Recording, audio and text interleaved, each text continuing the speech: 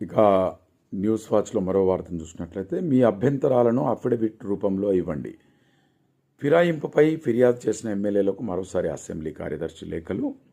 Party ఫిరాయింపు నోటీసులపై సమాధానాలు ఇచ్చిన 8 మంది ఎమ్మెల్యేల వివరణలపై తమ అభ్యంతరాలను అఫిడవిట్ రూపంలో అందజేయాలని ఫిర్యాదు చేసిన సంబంధిత బారాస ఎమ్మెల్యేలకు గురువారం శాసనసభ కార్యదర్శి వి నరసింహాచార్యులు మరోసారి లేఖలు పంపించారు.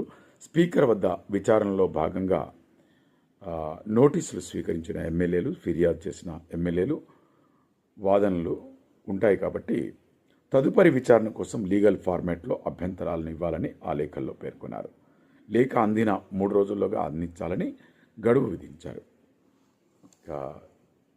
ఇక రాజకీయాల్లో అయితే ఎలాంటి విలువలు కానీ ఎలాంటి విలువలు లేవు రాజకీయాల్లో. తమ స్వార్థం కోసం ఈరోజు చూస్తే చాలామంది ఎమ్మెల్యేలు కానీ ఇంకా ఎంపీ స్థాయి వాళ్ళు కానీ అందరూ కూడా పార్టీలు మారిపోయి తమ స్వార్థం కోసం రాజకీయ పార్టీలు మారుతున్నారు. తర్వాత అక్కడ ఉన్నటువంటి నిబంధనలు ఏవైతున్నాయో వాటికి అనుగుణంగా స్పందించాల్సినటువంటి అవసరం ఉంది, వాళ్ళకు రెస్పాండ్ కావాల్సినటువంటి అవసరం ఉంది. అయితే అసెంబ్లీ కార్యదర్శి నరసింహాచార్యులు ఎవరైతే ఉన్నారో వారు మన బీఆర్ఎస్ నుంచి కాంగ్రెస్ పార్టీలోకి వచ్చినటువంటి చాలామంది ఎమ్మెల్యేలకు మళ్ళీ నోటీసులు ఇచ్చారు. వారికి సంబంధించినటువంటి మీ అభ్యంతరాలను అఫిడవిట్ రూపంలో ఇవ్వండి అంటే ఎందుకోసం పార్టీ మారారు అనే అంశాలను దాంట్లో ప్రస్తావించారు. అలా అఫిడవిట్ రూపంలో మీరు అందించండి అని చెప్పడం జరిగింది.